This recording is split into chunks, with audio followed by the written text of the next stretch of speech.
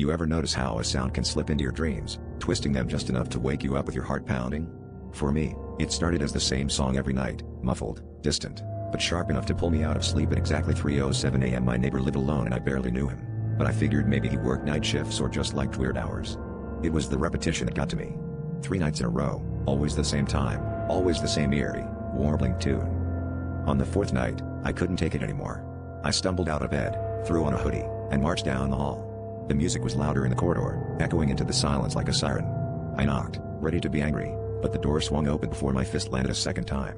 Inside, the apartment was cold, unnaturally so. What really froze me, though, was the sight. Dozens of old radios filled the room, arranged in careful lines along the walls and floor. None were plugged in. Each dial pointed to a different frequency, but all that came out was static, except, threaded through the noise, I could hear my own name whispered between the cracks. I stepped back, but the static grew louder, the whispers more urgent. "Come closer," they hissed. My neighbor was nowhere in sight, but a shadow flickered across the far wall, stretched and warped by the flickering light of the radios. The static pulsed with my heartbeat. I tried to run, but my feet wouldn't move, as if the floor was suddenly syrup, or my legs had forgotten how to obey me. The radio's whispers tangled together, forming sentences that made less and less sense, until one phrase burned clear: "You've heard us now. You can't leave." I woke up in my own bed, the clock flashing 3:08 a.m. For a moment, I thought it was just a nightmare. But now, every night, the music starts again, and my name is clearer than ever, woven through the static like a thread.